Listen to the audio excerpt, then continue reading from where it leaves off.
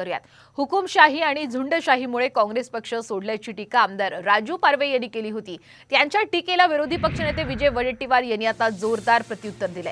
आमदार होईपर्यंत हुकुमशाही दिसली नाही असं वडेट्टीवार यांनी यावेळी म्हटलंय। दरम्यान राजू पारवेंना शिंदे गटाकडून रामटेकमधून उमेदवारी देण्यात आली आहे। काँग्रेसकडून रश्मी बर्वे यांना उमेदवारी दिल्यानं राजू पारवे हे नाराज होते।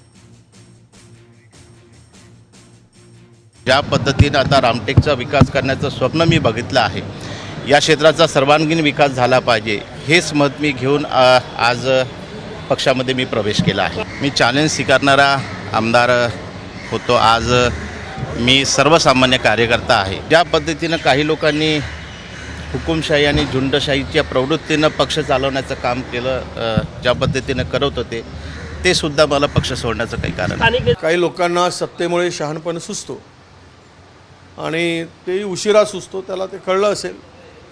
3.5 त्याला पक्षामध्ये आणून पक्षाची उमेदवारी देऊन आमदार करतपर्यंत त्याला हुकुमशाही दिसली नाही आणि आता लोकसभेची उमेदवारी गळ्यात पडल्याबरोबर त्याला काँग्रेसची हुकुमशाही दिसते।